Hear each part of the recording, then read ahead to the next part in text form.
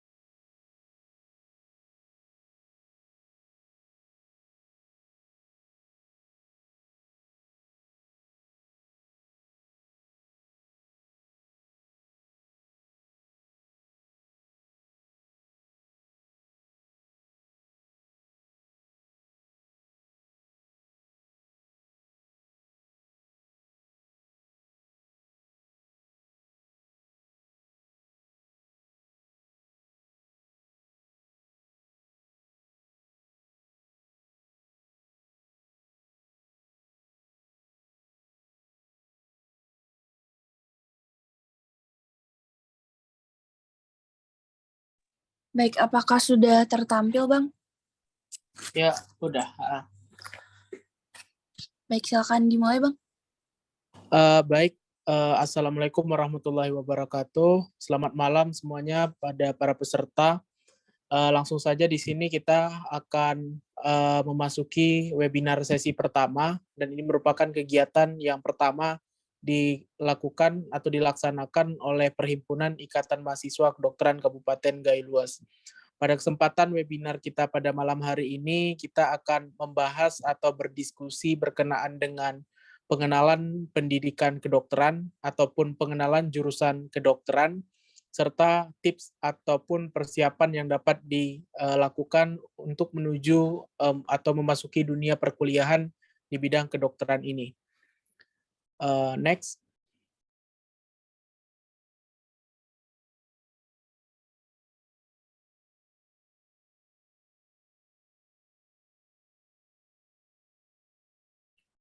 Ya, baik. Jadi sebelum memasuki lebih lanjut mengenai daripada pengenalan jurusan kedokteran ini, terlebih dahulu kita harus mengetahui tentang bagaimana sebenarnya gambaran dari dunia kedokteran itu sendiri. Kita ketahui bahwasanya profesi dokter ini merupakan salah satu profesi yang tertua yang ada di dunia hingga saat ini, yang mana dahulu profesi dokter ini juga dikenal sebagai seorang tabib, yakni orang yang ahli untuk menyembuhkan suatu penyakit yang ada pada seseorang. Kemudian kita juga mengetahui bahwa profesi dokter ini pada zaman sudah dimulai sejak adanya zaman peradaban Cina kuno, bahkan sistem perobatan atau kedokteran ini juga sudah dimulai ketika masih berada dalam zaman Mesir kuno. Kemudian seiring berjalannya waktu hingga beberapa abad kemudian lahirlah beberapa para ilmuwan-ilmuwan di bidang kedokteran. Salah satunya ilmuwan di bidang kedokteran yang dikenal itu adalah Ibnu Sina, atau dalam bahasa Inggris dikenal sebagai Avicenna. Avicenna atau Ibnu Sina ini merupakan salah satu bapak kedokteran yang dia itu banyak memberikan pengaruhnya terhadap pengembangan di bidang medis ataupun terutama di bidang kedokteran. Kemudian Ibnu Sina ini juga banyak memberikan beberapa penjelasan ataupun teori-teori yang berkaitan tentang bagaimana ilmu faal ataupun bagaimana organ-organ tubuh itu dapat bekerja sebagaimana mestinya. Kemudian kedokteran di era modern baru dimulai sejak awal 1800-an, di mana praktik kedokteran modern ini baru saja ditemukan akibat adanya perkembangan daripada teknologi-teknologi kedokteran yang mulai maju di abad ke-18, serta beberapa teori-teori yang juga sudah mendukung dalam hal penegakan diagnosis pada berbagai macam penyakit. Next.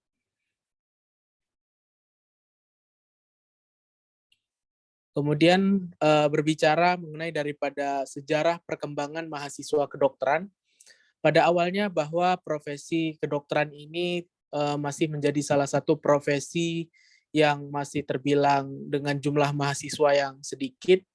Pada gambar yang pertama ini kita dapat lihat bahwasanya Best ini merupakan salah satu mahasiswa kedokteran yang mana dia hanya satu-satunya mahasiswa kedokteran di salah satu universitas yang ada di Amerika Serikat, dan di sebelah kanan daripada gambar yang pertama ini merupakan Frederick Banting, dan itu merupakan hanya satu-satunya guru kedokteran yang mengajarkan ilmu kepada mahasiswa kedokterannya tersebut. Kemudian pada gambar yang kedua kita bisa melihat bahwa gambar ini Perhimpunan Budi Utomo merupakan salah satu organisasi pergerakan nasional, terutama pada tahun 1920-an, yang mana pada tahun 1920-an masih juga kita lihat bahwa jumlah mahasiswa kedokteran di kala itu atau pada saat itu masih dapat dihitung dengan jari. Dengan arti kata lain, pada tahap itu juga masih dalam jumlah yang sedikit.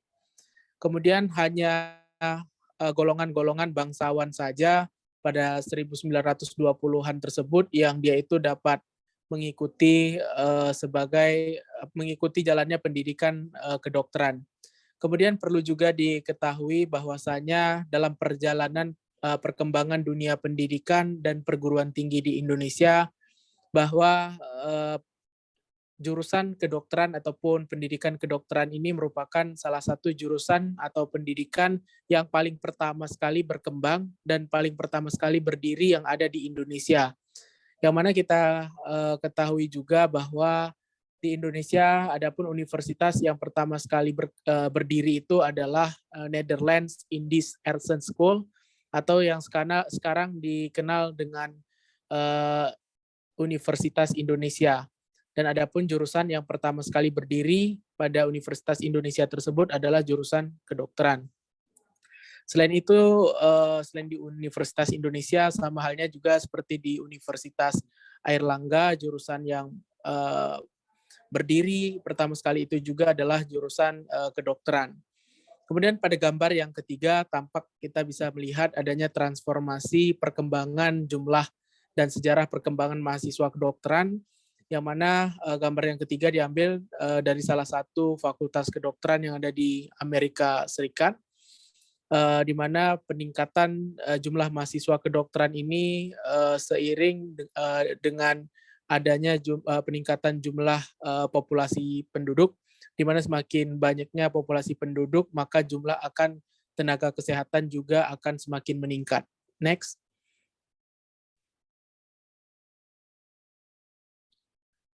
Kemudian pada bagian yang kedua, setelah kita membahas tentang gambaran sejarah ringkas daripada perkembangan dunia kedokteran dan sejarah ringkas daripada perkembangan pendidikan kedokteran di tingkat internasional dan Indonesia.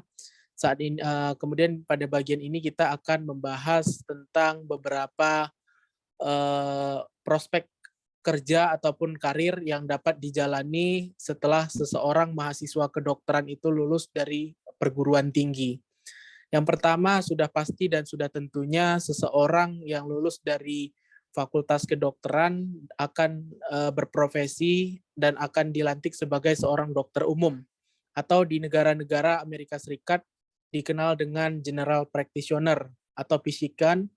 Kemudian biasanya para dokter umum ini akan bekerja, ranah kerjanya itu bekerja pada fasilitas kesehatan tingkat primer seperti di klinik mandiri atau di pemerintahan bekerja di puskesmas yang tersebar merata di seluruh Indonesia. Kemudian selain itu, seorang dokter atau mahasiswa kedokteran yang telah lulus, maka dapat juga untuk mengikuti karir di bidang lain, salah satunya sebagai seorang dokter militer. Di mana biasanya para mahasiswa Fakultas Kedokteran yang dia itu sudah lulus, setelah menempuh pendidikan, maka dapat memilih salah satunya mengembangkan karir di bidang dokter militer. Biasanya untuk menjadi seorang dokter militer setelah menempuh pendidikan dokter umum kurang lebih selama 5 hingga 6 tahun, akan melanjutkan pendidikan tambahan. Pendidikan tambahan biasanya membutuhkan waktu sekitar 6 hingga 7 bulan lamanya. Kemudian selain berkarir sebagai seorang dokter militer, di mana seorang mahasiswa kedokteran yang telah lulus juga dapat untuk memilih atau menjalani karir sebagai seorang dokter polisi atau dokpol, di mana mahasiswa kedokteran yang telah lulus nanti yang akan berminat menjadi seorang dokter polisi akan dapat mengikuti pendidikan melalui jalur SIPSS Polri, dan nantinya akan dapat ditempatkan ranah kerjanya itu di seluruh poliklinik ataupun rumah sakit Bayangkara di seluruh Indonesia. Next.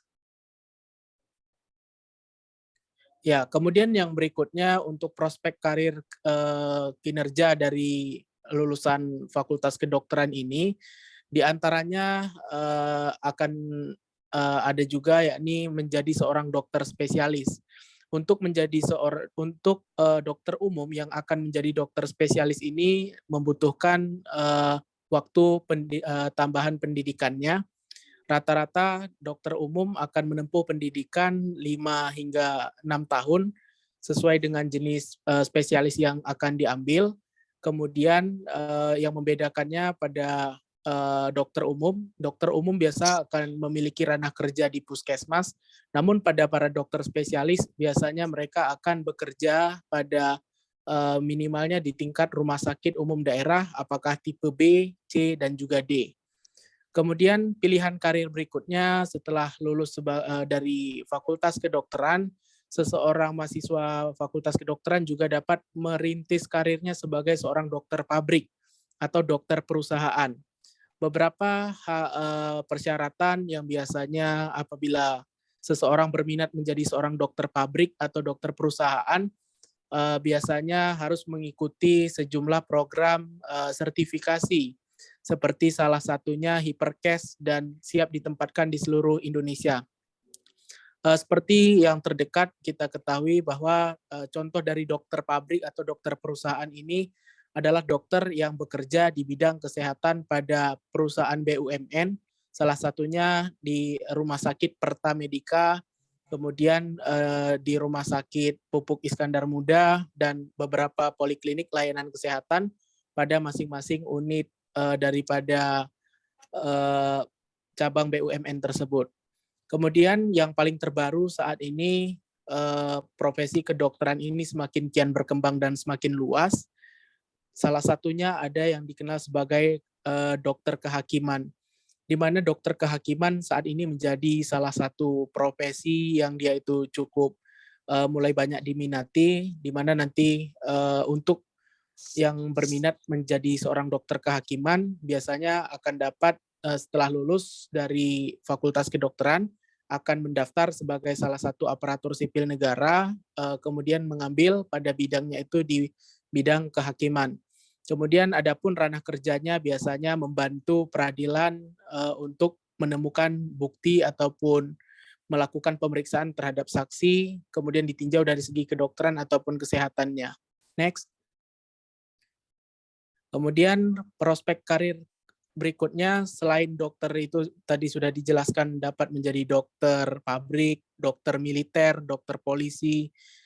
Dokter juga setelah lulus dari Fakultas Kedokteran dapat mengembangkan karirnya sebagai seorang tenaga pendidik atau sebagai seorang dosen. Untuk menjadi seorang tenaga pendidik atau dosen, biasanya masing-masing dokter yang berminat untuk meniti karir di bidang pendidikan ini harus memerlukan pendidikan tambahan. Salah satu peraturan kementerian yang terbaru menjelaskan bahwasanya untuk mendapatkan salah satu syarat menjadi seorang dosen, minimal harus memiliki pendidikan S2 atau magister. Kemudian untuk menjadi seorang lektor kepala, maka dibutuhkan pendidikan minimal untuk dokternya ini adalah S3 atau doktoral. Dan juga karirnya dapat terus berlangsung hingga menjadi guru besar ataupun profesor di masing-masing kampus kedokteran yang menjadi salah satu tempat kerjanya nanti. Kemudian selain itu kita lihat contoh yang ke-8, prospek kerja daripada Fakultas Kedokteran atau jurusan kedokteran ini, yakni adalah bekerja sebagai seorang peneliti ataupun bekerja sebagai seorang research, di mana banyak daripada dokter yang saat ini sudah bekerja pada perusahaan-perusahaan farmasi, terutama seperti pengembangan-pengembangan obat, pengembangan-pengembangan vaksin, dan penelitian-penelitian yang berkaitan dengan berbagai macam virus dan bakteri, maka mereka melakukan penelitian lebih lanjut dan mengabdikan dirinya sebagai seorang peneliti. Kemudian yang berikutnya ada pilihan sebagai aparatur sipil. Seseorang dokter juga tidak hanya harus selalu berkaitan atau memiliki ranah kerja di bidang pelayanan kesehatan, namun saat ini juga sudah umum kita lihat bahwasanya banyak seseorang dokter itu yang sudah menikah lebih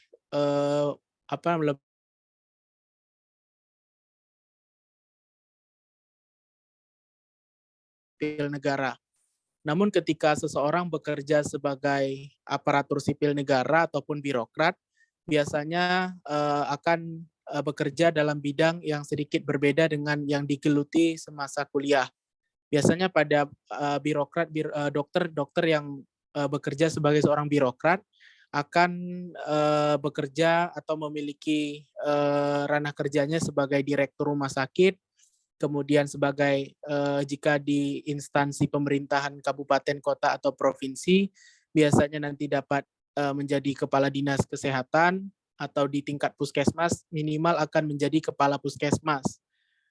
Kemudian ada juga beberapa aparatur sipil negara yang dia itu berprofesi, dasarnya itu adalah profesi dokter, bekerja di Kementerian Kesehatan pada masing-masing Direktorat Jenderal yang mana ranah kerjanya itu adalah untuk melakukan penyusunan dan pelaksanaan berbagai macam program ataupun kebijakan di sektor kesehatan. Next.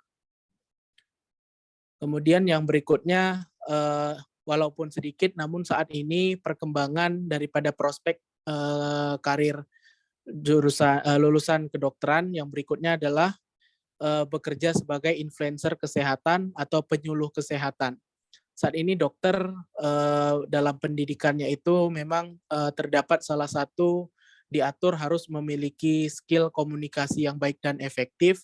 Oleh karena itu saat ini mulai banyak di kota-kota besar terutama para dokter dia itu sudah mulai menekuni karir dan mengembangkan diri sebagai salah satu influencer kesehatan ataupun penyuluh kesehatan.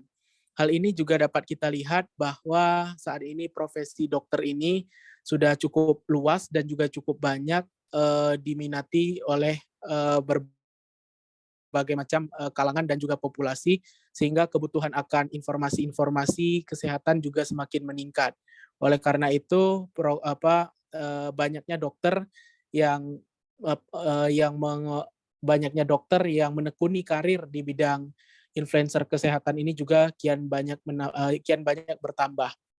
Kemudian saat ini kita juga bisa lihat bahwa tren dokter kecantikan banyak sudah tersebar di berbagai macam daerah, bahkan hampir di semua daerah di Indonesia, di kabupaten ataupun kota sudah banyak berdirinya klinik-klinik kecantikan, di mana para dokter yang memiliki minat untuk membuka aesthetical dokter ataupun praktik dokter kecantikan, biasanya dia hanya membutuhkan waktu kursus beberapa bulan saja.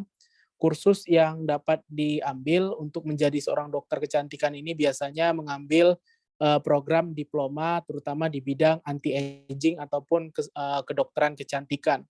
Untuk menjadi seorang dokter kecantikan biasanya dia itu tidak membutuhkan waktu pendidikan selama tidak selama seperti mengambil program spesialis ataupun subspesialis.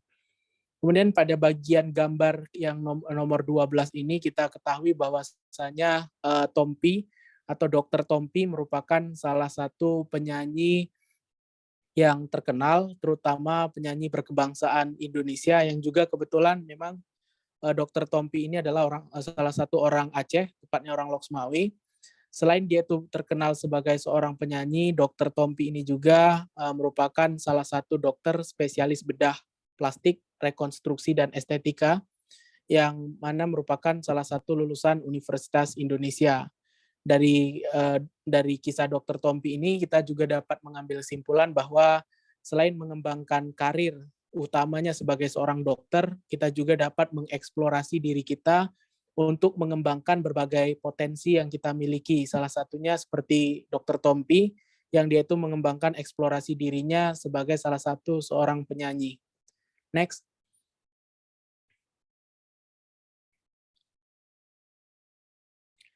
Ya, kemudian untuk karir di kedokteran ini merupakan karir yang cukup luas dan memiliki ranah kerja yang terbilang bervariasi. Yang pertama kita lihat bahwasanya di dunia politik saat ini karir daripada lulusan atau alumni Fakultas Kedokteran juga cukup banyak menjadi dan terkenal ataupun sukses di dunia perpolitikan. Salah satunya politikus veteran legendaris dari Malaysia, yakni mantan Perdana Menteri Malaysia, Tun Dr. Mahathir Mohamad, menjadi salah satu alumni Fakultas Kedokteran dari National University of Singapore, yang mana dia walaupun memiliki background ataupun memiliki latar belakang pendidikan sebagai seorang general practitioner atau sebagai seorang dokter, namun dalam perjalanan karir dan perjalanan hidupnya lebih banyak memfokuskan diri di bidang pengembangan perpolitikan. Bahkan dia tercatat sudah mendalami perpolitikan selama lebih dari 70 tahun lamanya. Walaupun dia memiliki latar belakang sebagai seorang dokter. Kemudian pada gambar 14, yang mana pada gambar ke-14 ini adalah mantan Gubernur Provinsi Aceh, Dr. Haji Zaini Abdullah, yang mana beliau merupakan juga sebagai salah seorang dokter lulusan daripada Fakultas Kedokteran Universitas Sumatera Utara untuk dokter umumnya. Kemudian beliau juga tercatat sebagai salah satu dokter kandungan yang dia itu lulus dari salah satu universitas di Swedia, terutama Karolinska University. Dari sini juga kita bisa tarik pengalaman bahwasanya tidak hanya dokter itu tidak hanya memiliki ranah kerja dalam hal penanganan pada pasien, melainkan dapat bekerja pada berbagai macam bidang-bidang lainnya. Kemudian banyaknya dari alumni Fakultas Kedokteran yang saat ini tercatat setidaknya 10 hingga 50 kepala daerah, baik bupati ataupun wali kota, anggota DPR, merupakan memiliki latar belakang pendidikan sebagai seorang dokter, dokter spesialis ataupun dokter subspesialis. Next. Ya, kemudian berbicara mengenai daripada gambaran persebaran dan kebutuhan dokter di Kabupaten Gayo Luas ini, berdasarkan referensi terbaru yang diperoleh dari PPDSMK, Kementerian Kesehatan, Government ID, dan Databox kata data.co.id, di mana jumlah kebutuhan dokter di Kabupaten Gayo Luas untuk dokter spesialis penyakit dalam Kabupaten Gayo Luas, terutama Rumah Sakit Umum Muhammad Ali Kasim, ketersediaan jumlah dokter spesialis penyakit dalamnya hanya 4 orang terhadap rasio 23.842 orang. Di mana artinya masing-masing dokter, satu dokter tersebut akan memiliki beban untuk menangani jumlah penduduk sebanyak 23.842.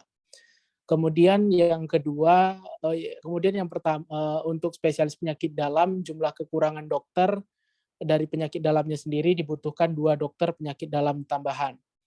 Kemudian yang kedua, dokter spesialis anak, untuk ketersediaannya di Rumah Sakit Umum Muhammad Ali Kasim pada saat ini hanya tersedia 2 orang dokter spesialis anak saja, di mana rata-rata satu dokter spesialis harus menangani sebanyak 47.685 penduduk. Hal inilah yang menyebabkan ketimpangan antara jumlah ketersediaan dokter dengan jumlah penduduk yang tidak balance atau tidak seimbang. Kemudian jumlah kekurangan dokter spesialis anak menurut Kementerian Kesehatan untuk Kabupaten Gayo Luas adalah sebanyak 2 orang. Kemudian untuk dokter spesialis bedah, terutama dokter spesialis bedah umum, Rumah Sakit Umum Muhammad Ali Kasim saat ini memiliki 2 orang dokter, di mana satu dokter harus memiliki beban rasio menangani jumlah pasien sebanyak 47.685 penduduk. Kemudian kekurangan dokternya sebanyak 2 orang dokter. Kemudian yang berikutnya dokter spesialis obstetri dan ginekologi atau dokter kandungan. Di Kabupaten Gayo Luas saat ini sudah terdapat 3 orang dokter obgyn atau dokter kandungan. Namun walaupun sudah memiliki 3 orang dokter, hal ini masih tampak dari data ini kita bisa lihat masih tampak ketimpangan yang cukup bermakna, di mana masing-masing dokter kandungan tersebut memiliki beban menangani sebanyak 31.790 penduduk Kabupaten Gayo Luas. Kekurangan dokternya adalah sebanyak 2 orang. Kemudian untuk beberapa dokter spesialistik yang masih belum terdapat di Kabupaten Gayo Luas, salah satunya seperti dokter spesialis paru. Sama sekali kita Kabupaten Gayo Luas ini masih belum memiliki dokter spesialis paru. Berarti setiap ada pasien yang berkaitan dengan diagnosis paru, kita masih memerlukan rujukan ke fasilitas kesehatan sekunder ataupun tersier di tempat lainnya. Kemudian untuk dokter spesialis anestesiologi, walaupun kita memiliki 1 orang dokter spesialis, anestesiologi, namun masih, belum menjadi salah satu dokter definitif yang bertempat tinggal tetap di Kabupaten Gailuas. Oleh karena itu, kekurangan dokter anestesiologis ini diperlukan 2 orang dokter. Dan yang berikutnya dokter spesialis saraf. Kabupaten Gailuas juga masih belum memiliki dokter spesialis saraf, yang mana sama seperti spesialis paru, jumlahnya itu masih 0, sehingga berbagai macam kasus seperti stroke kah atau epilepsi dan berbagai macam kasus saraf, kita masih memerlukan rujukan ke tempat yang lainnya. Kemudian dokter spesialis jantung dan pembuluh darah juga masih 0, dan kebutuhan yang dibutuhkan adalah 2 orang dokter. Kemudian dokter spesialis THT, mata dan dermatofendrologi, saat ini Kabupaten Gailuas berdasarkan data memiliki 1 orang dokter spesialis mata dan 1 orang dokter spesialis THT. Namun walaupun memiliki 2 orang dokter masing-masing THT dan mata, bukan merupakan salah satu dokter definitif yang bertempat tinggal tetap di Kabupaten Gailuas. Oleh karena itu, kebutuhan akan dokter spesialis THT, mata, dan dermatofendrologi ini masih dibutuhkan 6 orang dokter. Kemudian berbicara mengenai daripada berapa sebenarnya persebaran jumlah dokter umum atau general practitioner di Kabupaten Gailuas. Saat ini masih hanya terdapat 18 orang dokter umum atau general practitioner yang ada di seluruh Kabupaten Gailuas. Baik dia yang bekerja di Rumah Sakit Umum Muhammad Ali Kasim ataupun beberapa dokter umum yang dia itu bekerja pada masing-masing puskesmas di di kecamatan masing-masing. Kemudian untuk kekurangan dokter umum ini agar jumlah dokter umum dapat seimbang, di mana berdasarkan rekomendasi WHO bahwasanya 1 orang dokter harus menangani beban rasionya sebanyak 1.000 penduduk. Namun berdasarkan data kita masih belum memenuhi standar yang ditetapkan oleh WHO tersebut, di mana masih 18 orang dokter, berarti masing-masing dokternya bisa mengcover sebanyak 5.298 orang. Hal ini masih menandakan bahwasanya Kabupaten Gailuas ini memerlukan peran daripada dokter umum. Untuk memenuhi sesuai dengan standar yang ditetapkan oleh rekomendasi WHO tersebut, maka dibutuhkan atau diperlukan jumlah tambahan dokter umumnya sekitar 20 hingga 30 orang dokter umum. Next. Ya, kemudian setelah kita mengetahui tentang bagaimana gambaran persebaran dokter, kemudian tadi juga sudah dibahas prospek-prospek atau karir kerja apa saja yang bisa digeluti setelah lulus daripada Fakultas Kedokteran. Kemudian berikutnya adalah gambaran, ya, gambaran bagaimana perjalanan untuk menjadi sebagai seorang dokter. Yang pertama sudah tentunya harus selesai dan menamatkan pendidikan di sekolah menengah atas, terutama menjalani pendidikan sekolah menengah atas selama 3 tahun, kemudian memilih jurusan terutama matematika atau ilmu pengetahuan alam ketika berada di bangku SMA.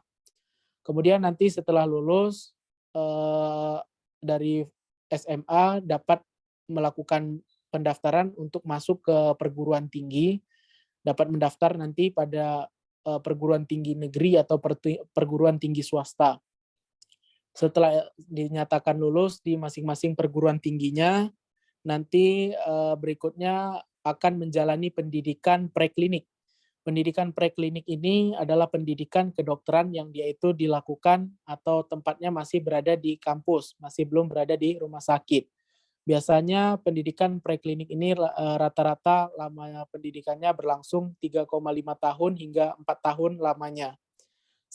Setelah menyelesaikan skripsi dan ujian komprehensif, nantinya para mahasiswa Fakultas Kedokteran yang sudah diwisuda dan sudah memiliki gelar sarjana kedokteran akan dikirim ke tahap berikutnya, yakni akan melakukan kegiatan pendidikan di rumah sakit.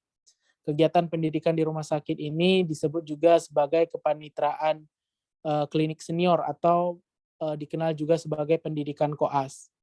di mana adapun lama waktu untuk menjalani pendidikan koas ataupun pendidikan tahap di rumah sakit setelah lulus dari perguruan tinggi dibutuhkan waktu sekitar 1,5 hingga 2 tahun lamanya.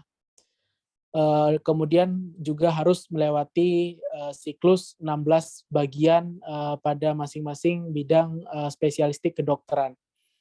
Kemudian setelah selesai pada tahapan rumah sakit 1,5 hingga 2 tahun, tahapan akhir yang menentukan apakah seseorang itu berhak untuk menyandang gelar dokter pada bagian depan namanya harus mengikuti ujian nasional terlebih dahulu. Ujian nasional pada Fakultas Kedokteran ini dikenal juga dengan nama UKM PPD. UKM PPD ini merupakan salah satu ujian nasional yang dia itu dilakukan dan dapat dilakukan setelah selesai menjalani pendidikan atau tahapan koas. Kemudian setelah selesai menjalani ujian UKM PPD, maka tahapan berikutnya adalah menjalani program internship. Internship ini adalah salah satu program magang yang wajib dijalani oleh masing-masing mahasiswa Fakultas Kedokteran yang telah lulus menjalani UKM PPD. Setelah lulus, barulah nanti seseorang dokter tersebut baru diperbolehkan oleh Konsil Kedokteran Indonesia untuk mendapatkan surat tanda registrasi ataupun surat izin praktik untuk membuka praktik klinik mandirinya. Next. Ya, kemudian secara garis besar bahwa sistem pembelajaran di kedokteran ini dibedakan menjadi dua, yakni tahapan yang pertama preklinik dan tahapan yang kedua adalah tahapan koasisten atau koas. Pada tahapan preklinik sejumlah sistem pembelajaran yang dijalani diantaranya seperti melakukan diskusi tutorial, kemudian mengikuti kuliah pakar, melakukan keterampilan klinik, melakukan praktikum, melakukan ujian blok, menyelesaikan seminar proposal, mengikuti program kuliah kerja nyata atau KKN, dan menyelesaikan seminar hasil atau pada tahapan akhirnya menyelesaikan sidang skripsi. Kemudian setelah melalui berbagai macam tahap tersebut dalam jangka waktu 3,5 tahun hingga 4 tahun, barulah dapat melanjutkan ke tahap koas atau koasisten.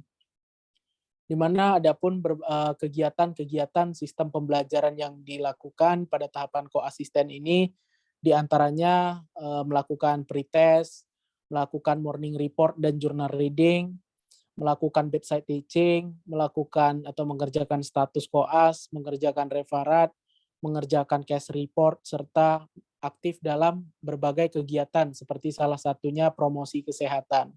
Next. Ya, kemudian pada tahapan preklinik seperti yang sudah dijelaskan sebelumnya bahwasanya proses belajarnya ada yang dikenal sebagai kegiatan diskusi tutorial.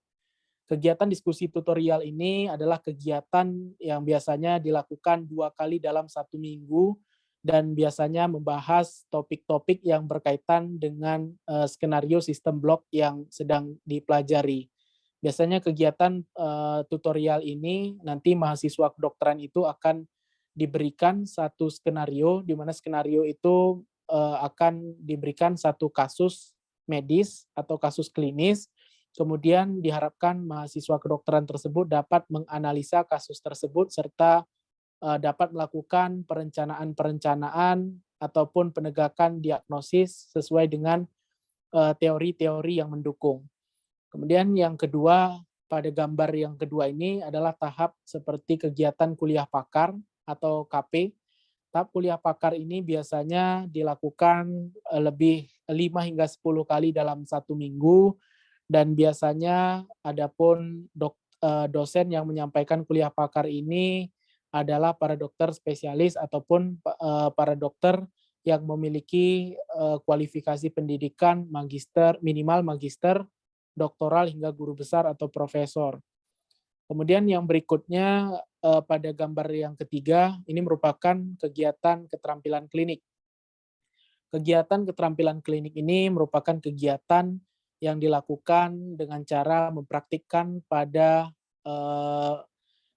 pada boneka percobaan atau dikenal juga pantom, di mana biasanya kegiatan keterampilan klinik ini akan mempelajari tentang bagaimana cara-cara memeriksa sesuai dengan prosedur yang semestinya, namun pada tahapan keterampilan klinik ini biasanya masih belum dilakukan pemeriksaan pada pasien secara langsung. Oleh karena itu masih digunakan suatu media ataupun alat perantara untuk melakukan pemeriksaannya. Biasanya kegiatan keterampilan klinik ini bisa dilakukan 1 hingga 3 kali dalam 1 minggu, kemudian akan juga didampingin atau akan dibimbing oleh instruktur yang memang ahli di bidangnya. Next. Kemudian gambar yang keempat ini adalah tahap proses belajar di tahap preklinik, yakni dikenal sebagai kegiatan praktikum. Biasanya kegiatan praktikum ini dilakukan 2 hingga 3 kali dalam 1 minggu. Kemudian beberapa praktikum dalam ilmu kedokteran dasar yang harus diselesaikan, di antaranya seperti praktikum anatomi, di mana praktikum anatomi ini adalah praktikum yang dia itu mempelajari bagaimana susunan tata letak organ-organ tubuh pada manusia.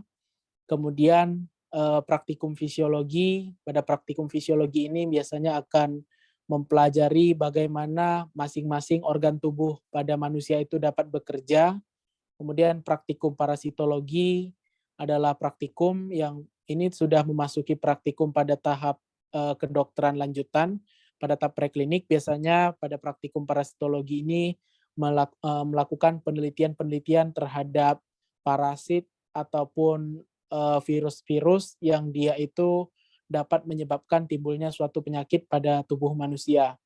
Dan ada praktikum histologi. Praktikum histologi ini merupakan praktikum yang dia itu untuk mempelajari daripada sel-sel tubuh manusia.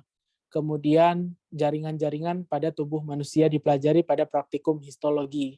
Kemudian praktikum biokimia merupakan praktikum yang juga harus dijalani oleh mahasiswa Fakultas Kedokteran, di mana praktikum biokimia ini nanti dijalani yakni dengan cara melakukan pemeriksaan terhadap urin, kemudian pemeriksaan terhadap feses atau kotoran manusia dan lain sebagainya. Kemudian yang berikutnya ada yang dikenal sebagai ujian. Cukup berbeda antara sistem ujian pada Fakultas Kedokteran dengan fakultas-fakultas lainnya, di mana semisalnya pada jurusan-jurusan Fakultas Ilmu Sosial Politik dalam 1 semester biasanya mereka hanya menjalani ujian mid test atau ujian pertengahan semester dengan ujian final atau ujian akhir semester. Namun pada Fakultas Kedokteran diperlukan atau dibutuhkan ujian 3 hingga 4 kali lebih banyak, di mana ujian di Fakultas Kedokteran ini dikenal dengan sistem yang disebut sebagai ujian blok. Kemudian nanti dari beberapa mahasiswa Fakultas Kedokteran yang dia itu tidak lulus pada ujian blok yang telah dilaksanakan sebelumnya, dapat mengambilnya kembali dalam sistem remedial. Namun apabila tidak lulus kembali, dapat mengulangnya pada sistem semester pendek yang akan ditetapkan sesuai oleh kebijakan masing-masing kampus. Kemudian yang berikutnya adalah kegiatan KKN. Kegiatan KKN ini juga harus ditempuh oleh masing-masing mahasiswa pendidikan kedokteran, terutama kegiatan KKN akan dijalani oleh mahasiswa di semester akhir atau di semester 7 selama 1 bulan. Kemudian tempat dari pelaksanaan KKN ditentukan oleh pihak universitas. Next. Kemudian tahap akhir dari pendidikan pada tahap preklinik ini, yakni ada tahap yang disebut sebagai seminar proposal dan juga ada tahap seminar proposal dan tahap sidang skripsi, di mana pada tahap kegiatan seminar proposal biasanya sudah dapat dilakukan mahasiswa kedokteran di semester 6. Kegiatan ini biasanya juga disertai dengan adanya tahapan bimbingan secara berkala dan rutin pada masing-masing dosen pembimbing yang telah ditunjuk oleh pihak kampus. Kemudian setelah melakukan bimbingan, melakukan seminar proposal, barulah kegiatan penelitian skripsi dapat dikerjakan. Kemudian setelah selesai melakukan kegiatan penelitian skripsi, melakukan proses bimbingan kembali pada masing-masing dosen yang ditunjuk sebagai dosen pembimbing, maka tahap berikutnya seseorang yang dinyatakan sudah layak dan lulus berhak menyandang gelar sarjana kedokteran atau SKED. Kemudian sebelum memasuki tahap koas, biasanya berdasarkan peraturan Kementerian Pendidikan Tinggi, Riset dan Teknologi, masing-masing mahasiswa Fakultas Kedokteran harus telah lulus yang namanya ujian komprehensif. Ujian komprehensif ini ujian yang dia itu dilakukan atau dilaksanakan biasanya mengulang dari materi yang sudah dipelajari pada beberapa tahun sebelumnya. Barulah kemudian setelah itu dapat mengikuti program yang disebut yudisium ataupun wisuda. Next. Kemudian adapun bagian-bagian yang harus dilalui oleh dokter muda untuk menjalani tahap pendidikan koas. Yang pertama ada dikenal sebagai stase. Stase ini bahasa awamnya dikenal sebagai bagian besar dan bagian kecil. Stase mayor bagian besar, stase minor bagian kecil. Untuk menjalani koas, yang pertama terdapat 4 bagian besar, yakni ilmu penyakit dalam yang dijalani selama 10 minggu pendidikan koasnya, obstetri dan ginekologi atau di bidang ilmu kandungan juga 10 minggu lama pendidikan koasnya, ilmu kesehatan anak 10 minggu, dan ilmu bedah juga 10 minggu. Untuk stase minor biasanya ini membutuhkan minggu yang lebih pendek dibandingkan dengan stase mayor.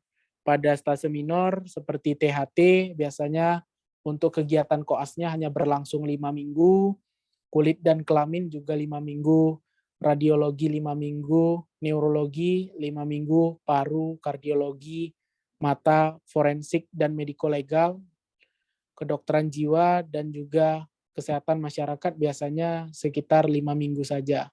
Next. Kemudian adapun tahap pendidikan di tahap koas ini, yang pertama seperti gambar pertama atau gambar 1, merupakan kegiatan pretest yang biasanya kegiatan ini sebelum masuk pada bagian-bagian stase akan dilakukan ujian terlebih dahulu.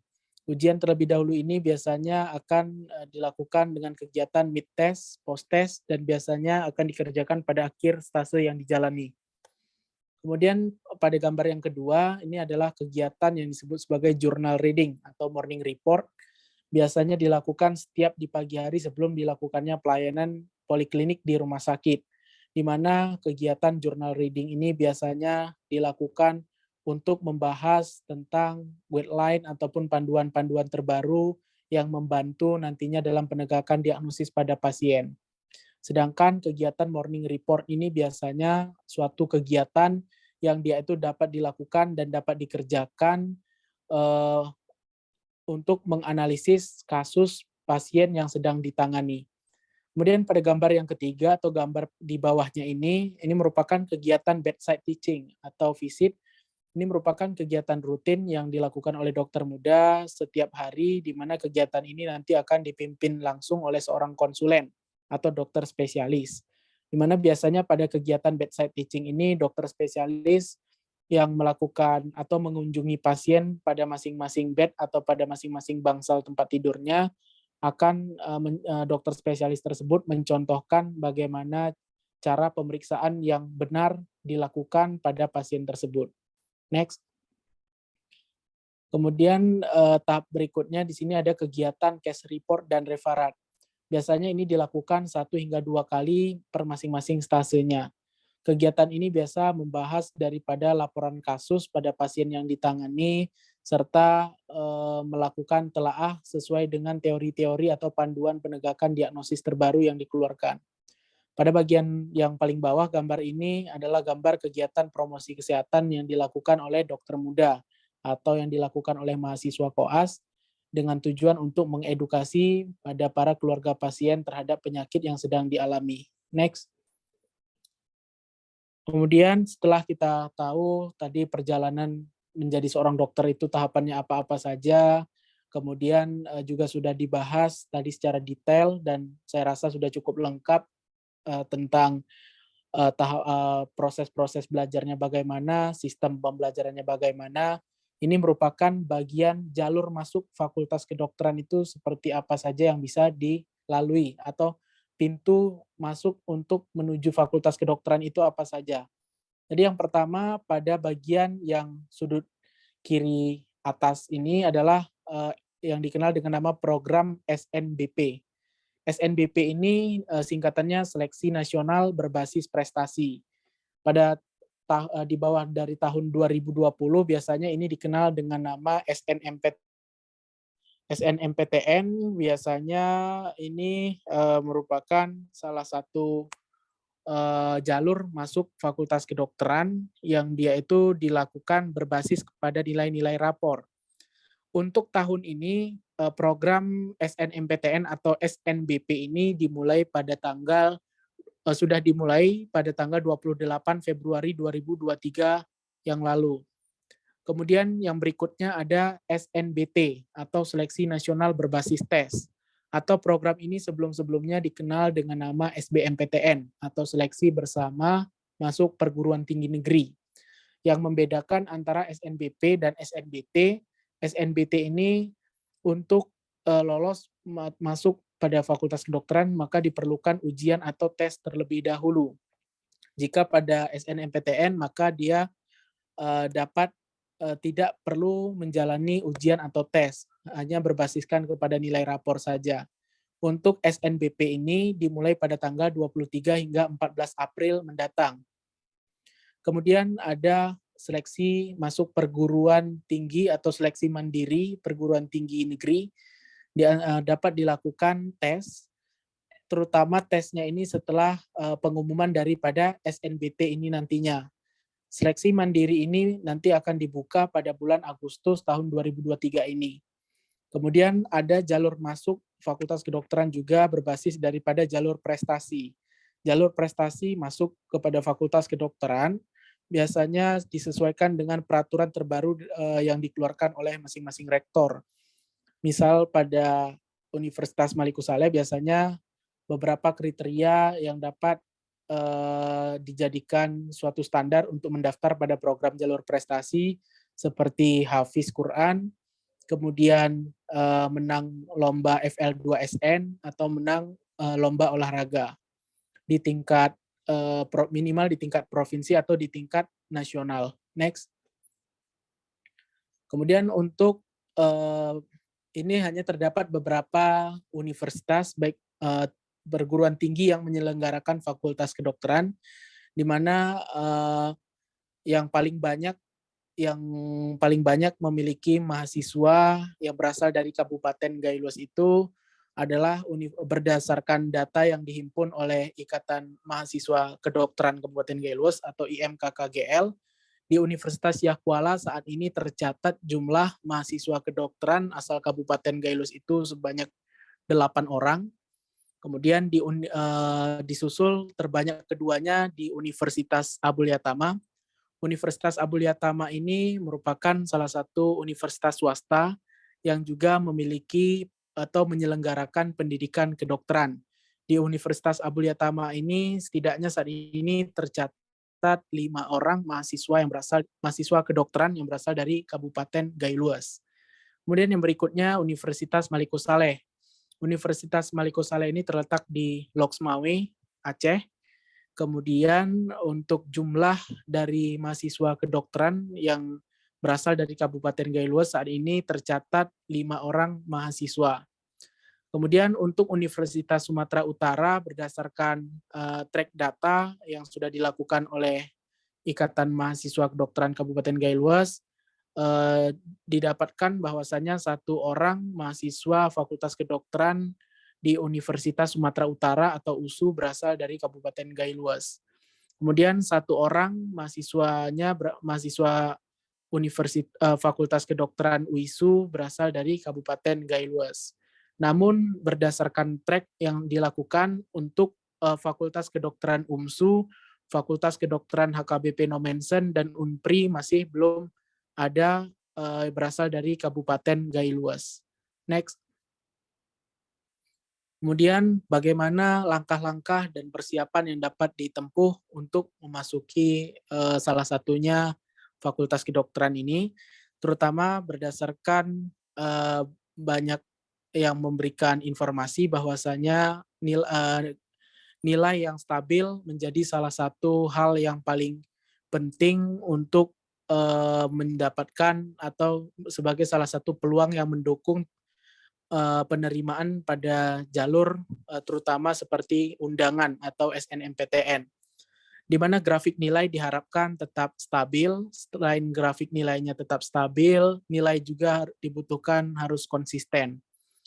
Di mana nilai konsisten itu berarti grafiknya walaupun tidak naik minimal mendatar dan tidak turun. Kemudian yang berikutnya sertifikat piagam penghargaan. Berbagai macam penghargaan seperti salah satunya di bidang olahraga, kesenian, kemudian di bidang hafiz Quran juga menjadi salah satu prioritas yang cukup membantu terutama bagi mahasiswa bagi siswa-siswi yang ingin mendaftar pada Fakultas Kedokteran ataupun universitas perguruan tinggi negeri. Kemudian yang berikutnya bimbingan belajar, biasanya untuk kiat sukses salah satunya pada siswa-siswi yang tertarik masuk Fakultas Kedokteran, yang mana jalur masuknya itu dari program berbasis tes atau ujian tulis bersama, maka sebaiknya dapat direncanakan menjalani bimbingan belajar terlebih dahulu. Kemudian yang berikutnya pengalaman organisasi. Pengalaman organisasi ini juga menjadi salah satu hal yang penting bagi kita, di mana pengalaman organisasi mendukung nantinya dan skill-skill organisasi ini sangat dibutuhkan di dunia perkuliahan nantinya setelah masuk perguruan tinggi. Next. Baik, mungkin hanya ini saja yang dapat saya sampaikan. Lebih dan kurang saya mohon maaf. Apabila ada pertanyaan, dapat untuk ditanyakan. Untuk waktu dan tempat dipersilahkan. Saya kembalikan kepada moderator untuk memimpin daripada pertanyaannya. Terima kasih. Oke, terima kasih banyak sebelumnya kepada narasumber kita, Bang Febri. Materinya sangat insightful ya, ini bakal bermanfaat banget buat teman-teman yang mau melanjutkan ke Fakultas Kedokteran. Mungkin tadi izin nyimpulin dulu Bang untuk materinya.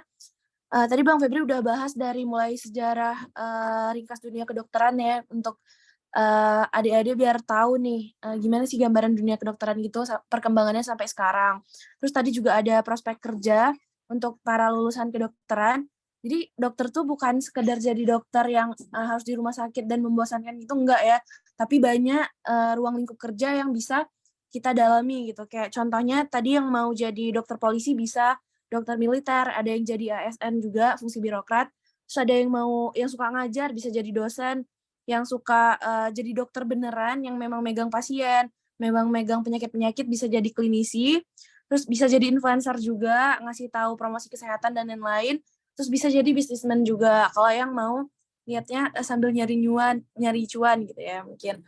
Oke, terus tadi juga diberitahukan informasi dari Bang Febri, kalau di Gailwa sendiri tuh masih sangat kurang ketersediaan dokternya. Jadi mungkin harapannya ke depan buat para kader-kader muda di sini tuh bisa jadi dokter-dokter penerus gitu ya untuk ngabdi di Gailwas. Terus tadi juga diberikan penjelasan terkait alur perjalanan menjadi seorang dokter. Mulai dari SMA-nya tuh harus ngambil jurusan apa, sampai ke memilih PTN atau PTS yang ada fakultas kedokterannya, terus dilanjutkan ke tahap koas, terus terakhir di UKM PPD sama internship. Terus diberikan juga informasi mengenai jalur masuk ke fakultas kedokterannya nih, ada jalur apa aja, dan gimana caranya untuk mencapai jalur tersebut gitu. Oke.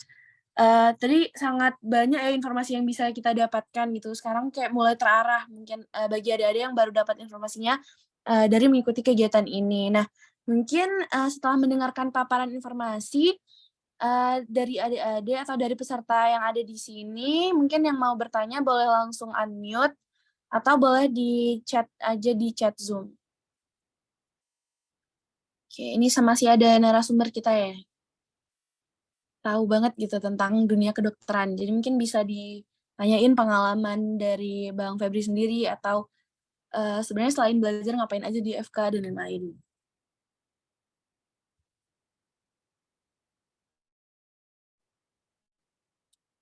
Oke, mungkin kalau belum ada pertanyaan, Safira mau nanya dikit nih, Bang. Ya, boleh. Oke, jadi selain belajar Bang di Fakultas Kedokteran Unimal Bang, Abang ngikutin kegiatan apa aja ya Bang selama masa pendidikan gitu? Mungkin bisa jadi referensi juga buat adik-adik nanti kalau misalnya akan lanjut di Fakultas Kedokteran itu sebaiknya ngambil jalur sekolahnya gimana gitu? Apa dibarengin organisasi atau ada tips-tips tertentu kah Bang untuk adik-adik di sini? Ya, baik. Jadi pertanyaannya, untuk beberapa organisasi yang sudah pernah dijalani seperti terutama BEM, Badan Eksekutif Mahasiswa, dapat menjadi salah satu referensi mungkin bagi adik-adik yang ingin nantinya apabila ingin mendalami organisasi di Fakultas Kedokteran. Selain itu, beberapa organisasi lainnya, terutama organisasi seperti ISMKI atau Ikatan Senat Mahasiswa Kedokteran Indonesia ya, menjadi salah satu yang dapat dijalani atau diikuti bagi para calon siswa-siswi di Fakultas Kedokteran.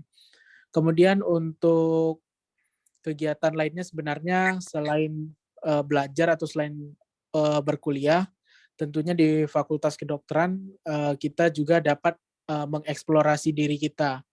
Misal jika kita memiliki bakat dan minat di bidang olahraga, apakah seperti basket, biasanya kalau di Unimal, Universitas Maliku Saleh ada menyediakan seperti klub basket gitu, bagi yang mau ikut atau bagi yang berminat dan ingin mengembangkan potensi di bidang basket, akan disupport dan akan diarahkan pada bidang tersebut.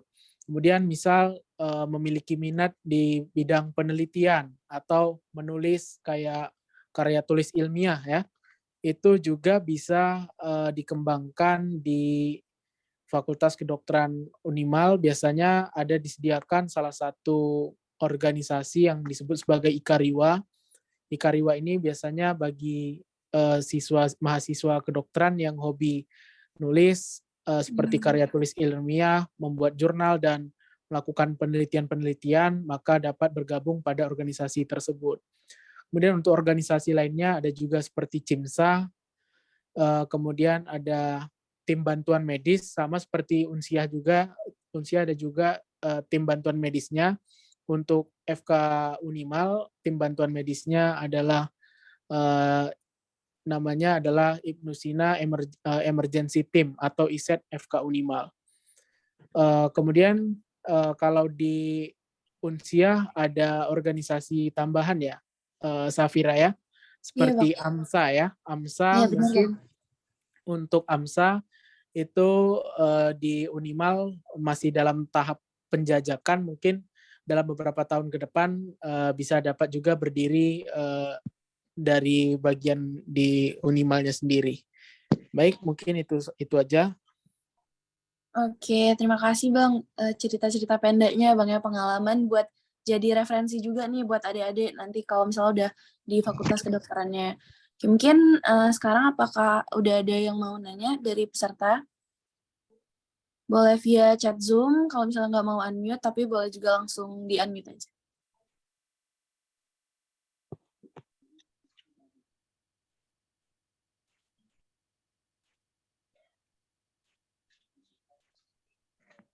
Oke, mungkin sambil nunggu Bang, mungkin Abang boleh cerita dikit, kalau misalnya dari Abang sendiri untuk persiapan sebelum masuk ke fakultas kedokteran tuh gimana Bang?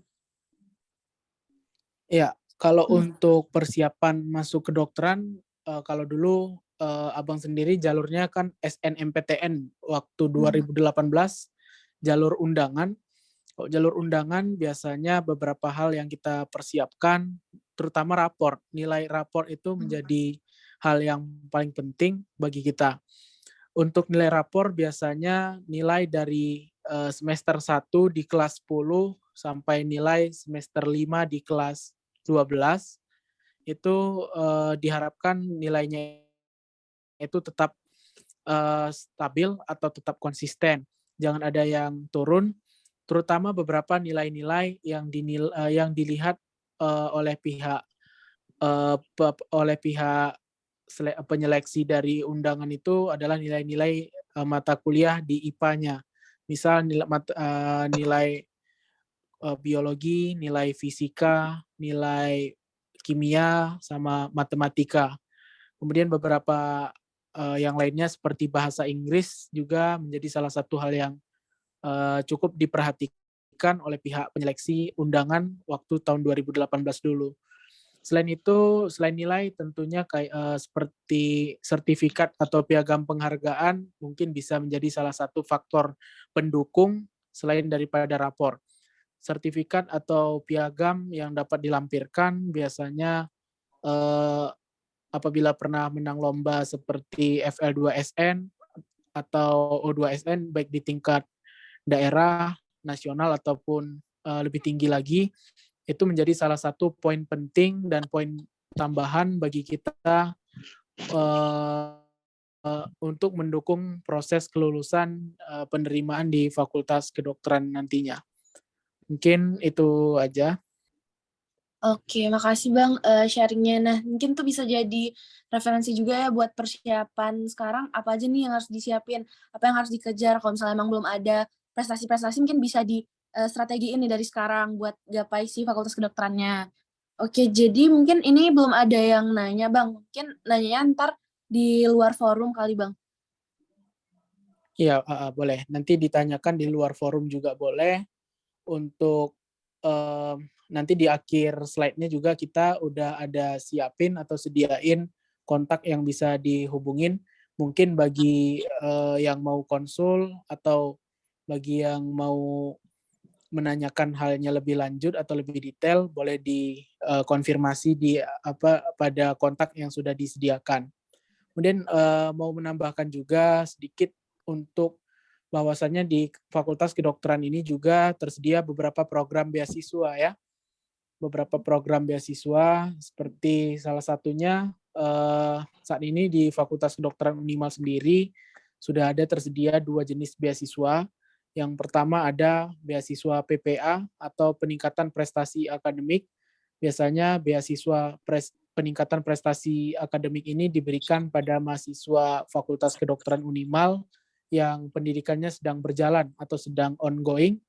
Biasanya nanti akan dapat diberikan bantuan pengurangan UKT ataupun dapat diberikan nantinya berupa bantuan hidup.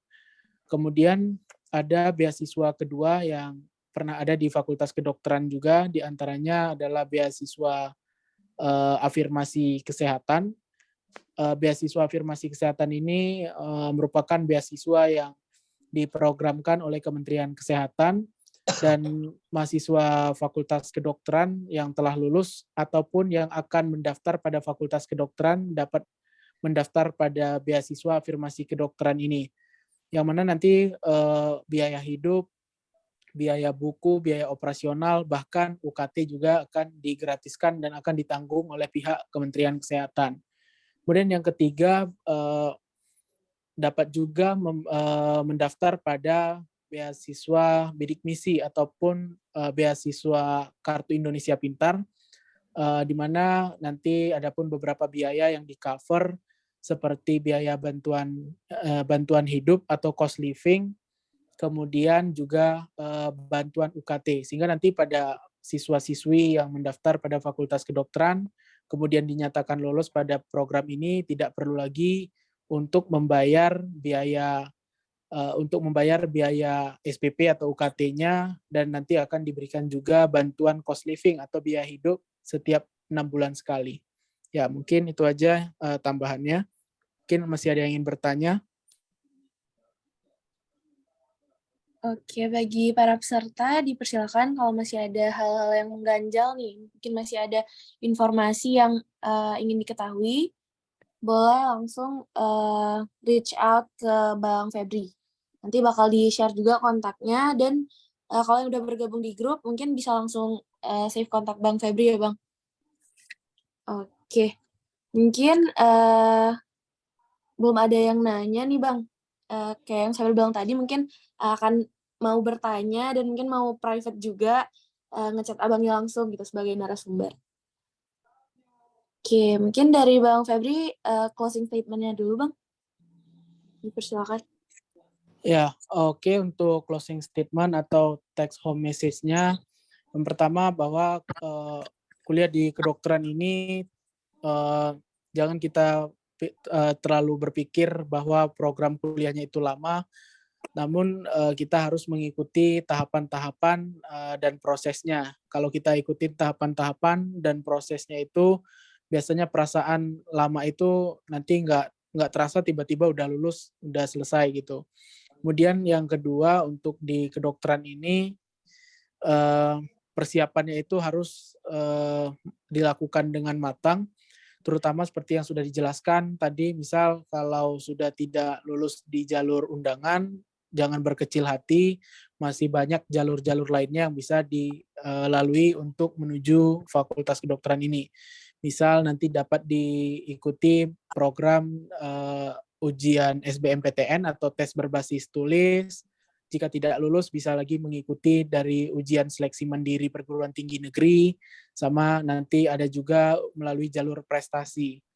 Namun yang secara konsepnya jalur prestasi ini mirip dengan yang pada SNMPTN. Kemudian closing statement yang terakhir mungkin bagi untuk biaya sendiri, biaya di Fakultas Kedokteran ini jangan terlalu khawatir, karena saat ini pemerintah sudah banyak memberikan bantuan, telah banyak memberikan bantuan pendidikan, biaya pendidikan, terutama seperti bantuan UKT, bantuan SPP, serta bantuan biaya hidup. Jadi bagi siapapun yang berkeinginan dapat untuk mendaftar, dan untuk alasan biaya saya rasa bukan menjadi salah satu hal yang perlu menjadi hal yang menakutkan untuk mengambil fakultas kedokteran ini. Mungkin itu saja, saya kembalikan kepada moderator. Oke, ya perlu diingat ya mungkin karena banyak keraguan Bang biasanya dari segi biaya itu tadi. Nah, jadi untuk sekarang itu di era sekarang tuh udah banyak banget bantuan dan sumber-sumber dana lainnya yang bisa dijadiin bantuan nih dan nggak menjadi penghalang buat kita masuk ke fakultas kedokteran lagi. Oke, sebelumnya terima kasih kepada Bang Febri yang udah menyampaikan materinya sangat luar biasa ya Bang, insightful dan full of information. Jadi sekarang mungkin kita tutup dengan dokumentasi dulu sama pesertanya. Yang bisa on cam boleh on cam, yang berkendala juga nggak apa-apa.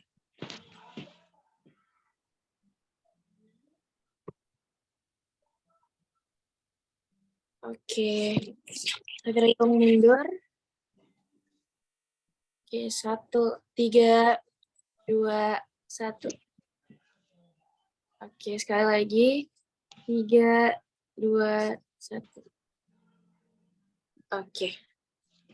Oke, terima kasih sebelumnya kepada Bang Febri sebagai narasumber malam ini, dan terima kasih banyak juga kepada para peserta yang udah ngikutin acara dari awal hingga akhir acara. Saya selaku moderator dan selaku pengantar programnya, mohon maaf atas segala kekurangan pada acara. Wassalamualaikum warahmatullahi wabarakatuh.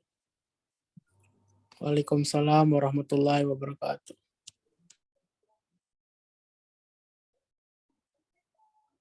Kepada peserta